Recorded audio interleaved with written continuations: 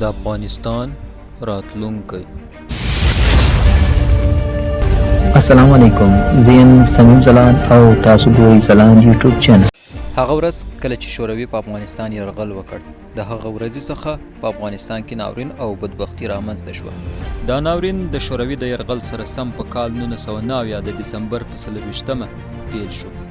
که څه هم په کال 1990 کې د شوروي قواوې د افغانستان څخه ووتې، خو د 2 میلیونو افغانانو د قتل تور تاریخ یې د ځان سره یووړ.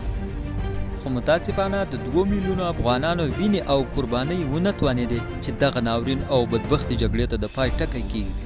د شوروي د یرغل وروسته افغانان په خپل منځ کې سره ونښتل او په زرګونو افغانان په دې کورنۍ جګړه کې قتل شول. د واک په سر ورور وژی او پلار زوی او زوی بیا پلار. د کورنۍ جګړې دا سلسله لا روانه وه چې په کال 1994 کې طالبانو د مجاهدینو په خلاف پاڅون وکړ. طالبانو د مجاهدینو سره جګړه پیل کړه. دې جګړې 2 کاله وخت ونیو او په کال 1996 کې طالبانو د افغانستان د حکومت واک په لاس کې واخیست.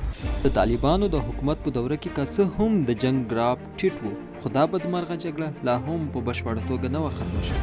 په شمال کې لا بیا هم سختې جګړې روانې وې او دې جګړې به هره ورځ د سلګونو افغانانو ژوند اخیست. طالبانو لا هم د افغانستان د دولت واک په بشپړه توګه په لاس کې نه وی اخیستی چې امریکې په کال 2001 کې په افغانستان یرغل وکړ او د بدبختي جګړې ګراف یو ځل بیا لوړ شو. یو ځل بیا د جنگ سنګرونه تاوده شول. یو ځل بیا یرغلګر کم خو افغانان زیات وژل کېدل. بدبخته جګړه او د افغانانو وینه یو ځل بیا په تیزی سره روانه شوه او لا هم روانه ده تر دا نن تاریخه پورې. نن ورځ یو ځل بیا هغه تاریخ څرګند شوی او امریکا هم نن هغه دروازې ته ولاړه ده په کومه دروازې چې شوروي په کال 1990 کې وتلی و.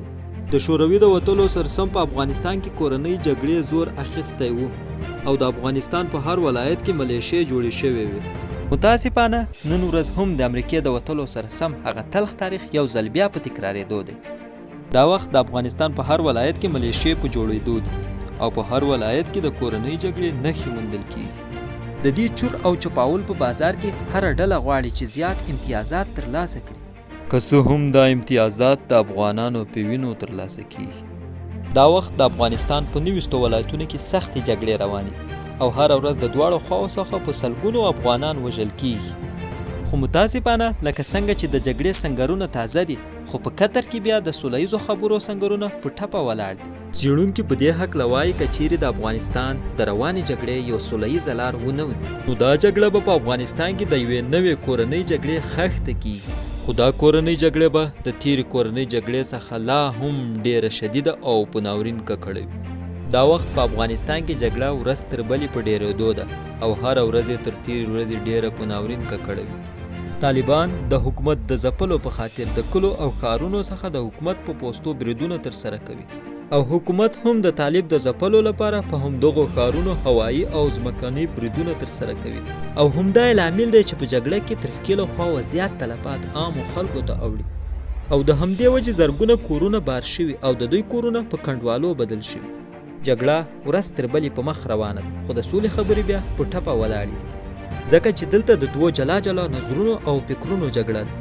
حکومت جمهوریت غواړي او باور لري چې یوازې د همدې لارې څخه په هیواد کې امن او پرمختګ شونی دی. خو د دې ترڅنګ طالبان بیا د اسلامي امارت دعوه لري او دوی باوري دي چې د اسلامي امارت د لارې موږ په افغانستان کې یو اسلامي نظام رامنځته کولای شو. په څومره اندازه چې د دوی فکرونه سره جلا دي، په همدومره اندازه دوی د جنگ په ډګر کې د یو او بل قاتلان دي. خو دا قتلونه هغه وخت ختمېدای شي کله چې د دوی فکرونه او نظرونه سره یو شي، او کله چې د دوی فکرونه او نظرونه سره یو شي، هغه ورځ به په افغانستان کې د سولې او آرامۍ ورځ وي. دا و زموږ نننۍ خپرونه. چینل سبسکرایب کړئ او ویډیو هم در سره لایک کړئ. مینه او مننه.